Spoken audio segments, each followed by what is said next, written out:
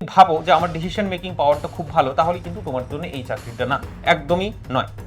তাদের জব প্রোফাইলটা কেমন, তাদের স্যালারি স্ট্রাকচার কেমন, তাদের কি কি কাজ করতে হবে, যে এই চাকরির ভালো দিক এবং খারাপ দিক সম্পর্কে আমরা কিন্তু আলাপ আলোচনা করব। তো একদমই চাকরি যাবে না, বুঝতে পারছো তো? আরামের একটা চাকরি। নেগেটিভটা জানা কিন্তু সব থেকে বেশি ইম্পর্টেন্ট, কারণ এটাই মাথা ব্যথার কারণ হয়ে যায় যখন কেউ চাকরি শুরু করে।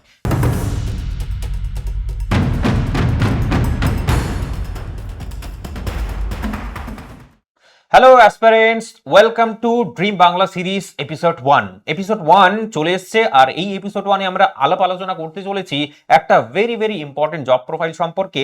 সেটা হচ্ছে ডাব্লিউবিএসএসসি গ্রুপ সিডি সম্পর্কে। Group CD recently form fill up হচ্ছে, এখন সামনেই আমাদের এক্সাম। তো ডেফিনেটলি এইটাকে না বললে না হোক যে গ্রুপ সিডির জন্য যারা গ্রুপ সিডিতে চাকরি করবে তারা তাদের জব প্রোফাইলটা কেমন, তাদের স্যালারি স্ট্রাকচার কেমন, তাদের কি কি কাজ করতে হবে, কতটা ডিফিকাল্ট বা কতটা সহজ এই চাকরিটা, সে সম্পর্কে পুঙ্খানুপুঙ্খ আলোচনা করবেও। চুলচেরা বিশ্লেষণ এখানে কিন্তু হতে চলেছে। ভিডিওটাকে শেষ অবধি অবশ্যই দেখবে। চলো শুরু করা যাক। তো সর্বপ্রথমে যেটা নিয়ে আলাপ আলোচনা করতে চাই সেটা হচ্ছে যে গ্রুপ সি এ কি কি কাজ করতে হয়। গ্রুপ সি তে যারা চাকরি করে তারা কি কি ধরনের কাজ করে সেটা কিন্তু তুমি এখানে খুব ভালো করে দেখে নাও। দেখো, এখানে সম্পূর্ণ কিছু আলাপ আলোচনা আমি করেছি। বাকি এই কাজটা হচ্ছে কি কি, ক্লার্কের জব এটা মূলত। বাকি ল্যাব অ্যাসিস্ট্যান্ট এবং ডেটা এন্ট্রি অপারেটর হিসেবে তো অবশ্যই তোমাকে কাজ করতেই হবে। ডেটা এন্ট্রি করাই হচ্ছে তোমার গ্রুপ সি এর কাজ। দেখো, তবুও স্পষ্টভাবে তুমি জেনে নাও যে কি কি ধরনের কাজ এগুলো হয়। অফিস এবং ক্লারিক্যাল ওয়ার্ক হচ্ছে এটা। স্টুডেন্টের বিভিন্ন অ্যাডমিশনের রেকর্ড রাখতে হয় এই চাকরিতে। তারপরে হচ্ছে যে অ্যাটেন্ডেন্স রেজিস্টার মেনটেন করতে হয়, মানে টিচার্সদের তো অ্যাটেন্ডেন্স আছে, প্লাস হচ্ছে স্টুডেন্টের প্রত্যেকটা ক্লাসে যে অ্যাটেন্ডেন্সের খাতাটা থাকে সেটাকে মেনটেন করতে হয়। তারপরে স্যালারি বিল, স্কলারশিপ ফাইল, এই সমস্ত বিভিন্ন গভর্নমেন্ট সার্কুলারগুলো যেগুলো আসে, মানে এক কথায় ফাইল ম্যানেজমেন্টটা করতে হয় বেশ সুন্দর করে। তারপরে দেখো এক্সামের ফর্ম ফিল আপ, তারপরে হচ্ছে রেজিস্ট্রেশন, মার্কস ডেটা মেনটেন করতে হয়। তারপরে টিচার্সদের যে অফিসিয়াল বিভিন্ন রকম ডকুমেন্টস থাকে সেগুলোকে তৈরি করতে হয়। ট্রান্সফার সার্টিফিকেট হয় না, এক স্কুল থেকে অন্য স্কুলে ট্রান্সফার নেবে কেউ, সেই ট্রান্সফার সার্টিফিকেট গুলোকে তৈরি করা, মার্কশিটগুলোকে তৈরি করা বা সেগুলোকে টাইপ করা বেসিক্যালি। তারপরে হচ্ছে মাধ্যমিক, এইচএস এক্সাম, এই সময় যে ফর্ম ফিল আপ গুলো হয় বা ফর্ম ফিল আপের যে ভেরিফিকেশন গুলো হয় সেগুলো তোমার প্রপারলি মেনটেন করা। Admit card, attendance sheet, OMR handling, এই সমস্ত ছোট ছোট কাজ কিন্তু করতে হয়। বাকি অনেকগুলোই কাজ থাকে এই গ্রুপ সি জবের ক্ষেত্রে, ডেফিনেটলি তুমি খুব ভালো করে বুঝতে পারছো। তো এটা যদি বলতে চাই তাহলে এটা হচ্ছে তোমার ব্যাকবোন অফ স্কুল সিস্টেম। এটা হচ্ছে তোমার ব্যাকবোন ছাড়া আর অন্য কিছু নয়।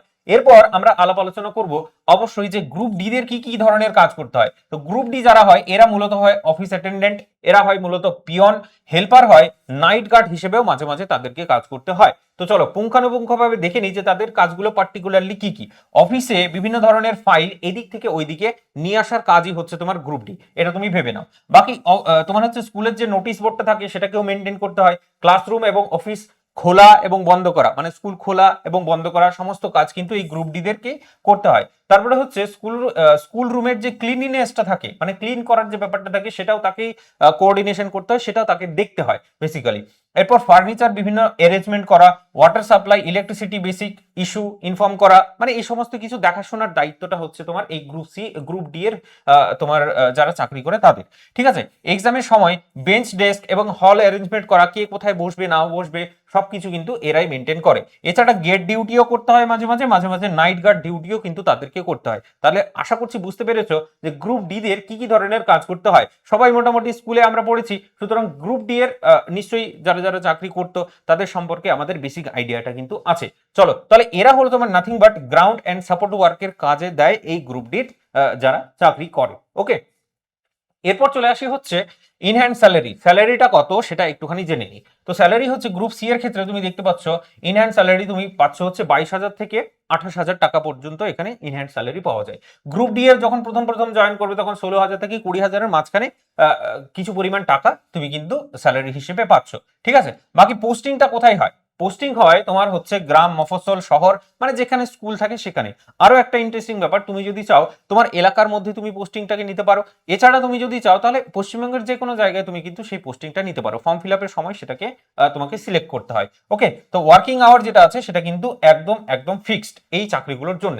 আচ্ছা, কোন এক্সামের মাধ্যমে এই চাকরিটা দেওয়া হয়? বলছে যে এলিজিবিলিটিটা কি, বলছে যে গ্রুপ ডি এর জন্য প্রথমে আগে এলিজিবিলিটি দেখে নি যে কি পাস হতে হবে, হ্যাঁ আমাদের সার্টিফিকেট কি লাগবে। তো বলছে যে 8 পাস যদি করো তাহলে তুমি গ্রুপ ডি এক্সামে বসতে পারবে, আর গ্রুপ সি এক্সামের জন্য তোমার মাধ্যমিক পাস তোমাকে হতে হবে, ব্যাস এইটুকুটাই ডিগ্রি তোমার দরকার, তাহলে তুমি এই এক্সামগুলো দিতে পারবে। আচ্ছা কি কি এক্সামে থাকে বা কি কি পড়তে হয় সেটা যদি দেখো, বেঙ্গলি, ইংলিশ, ম্যাথামেটিক্স, রিজনিং, দেন জিকে জিএস, তারপরে ইন্টারভিউ হয়, তারপর ভেরিফিকেশন হওয়ার মাধ্যমে চাকরিতে কিন্তু জয়েন করিয়ে নেওয়া হয়। ওকে, তো এ হলো তোমার এক্সামের প্যাটার্নটা এবং এলিজিবিলিটিটা আমি বললাম। এরপর যেটা বলবো সব থেকে ইম্পর্টেন্ট, যে এই চাকরির ভালো দিক এবং খারাপ দিক সম্পর্কে আমরা কিন্তু আলাপ আলোচনা করব।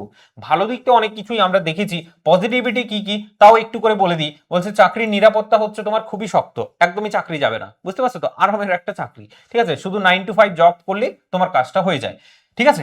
তারপরে জব লস এর টেনশনটা একদমই থাকে না, বুঝতেই পারছো, কাজের সময় একদম নির্দিষ্ট স্কুলের সময় অনুযায়ী তোমার কাজ করতে হবে, ব্যাস এইটুকুটাই শেষ, ঠিক আছে।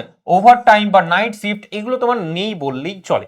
আচ্ছা, কাজের চাপ তুলনামূলকভাবে অনেকটাই কম, নিজের এলাকায় তোমার কিন্তু পোস্টিংটা কিন্তু তুমি পেতে পারো, সেটার কিন্তু চান্স কিন্তু ভেরি ভেরি আছে, ঠিক আছে। ফলে ফ্যামিলি লাইফ যেটা আছে সেটা কিন্তু সুন্দরভাবে মেনটেন করা যায়, এগুলো হচ্ছে তোমার পজিটিভ দিক। আচ্ছা, নেগেটিভ, নেগেটিভটা জানা কিন্তু সব থেকে বেশি ইম্পর্টেন্ট, কারণ এটাই মাথা ব্যথার কারণ হয়ে যায় যখন কেউ চাকরি শুরু করে, ঠিক আছে, মানে চাকরি শুরু করার পর।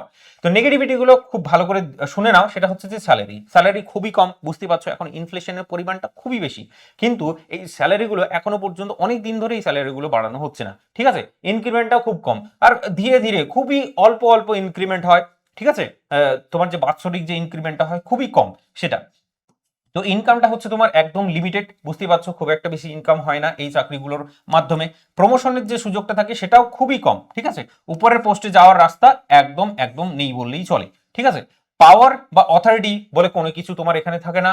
ডিসিশন মেকিং লেভেল এই জবটা কিন্তু একদমই নয়, ডিসিশন তুমি একদমই নিতে পারবে না, তুমি শুধু যাবে, তুমি তোমার নিজের কাজটা করবে, বা কেউ তোমাকে কাজ দেবে, সেই কাজটা করলে তারপরে তুমি চলে আসলে, কোনো রকম ডিসিশন তুমি কিন্তু নিতে পারবে না। ডিসিশন মেকিং তোমার যদি এটা ইচ্ছে হয় বা নিজে থেকে তুমি যদি ভাবো যে আমার ডিসিশন মেকিং পাওয়ারটা খুব ভালো, তাহলে কিন্তু তোমার জন্য এই চাকরিটা না, একদমই নয়, বুঝতে পারছো না। কাউকে তুমি আদেশ দিতে পারবে না, তোমাকে অন্যের আদেশ তোমাকে মানতে হবে, ব্যাস এটাই হলো কথা, নিচু লেভেলের জব একটা। দেন ভ্যাকেন্সি নিয়মিত হয় না, বুঝতেই পারছো, এটা সব থেকে বেশি তোমার প্রবলেম, যে ভ্যাকেন্সি তোমার নেই বললেই চলে, আসে না বললেই চলে, একদম অনেকদিন পর পর তোমার হচ্ছে এর নিয়োগগুলো হয়। তো এইগুলো ছিল তোমার ওভারঅল খারাপ দিক, ঠিক আছে। তো পুরো ব্যাপারটা আমি অ্যানালিসিস করার চেষ্টা করলাম যে কি কি ধরনের কাজ করতে হচ্ছে তোমার জন্য এই চাকরিটা, মানে হয় কি হয় না সেটা তোমাকে এবার ডিসাইড করতে হবে, কারণ সমস্ত কিছু তুমি কিন্তু জেনে নিয়েছো এই ভিডিওটার মাধ্যমে।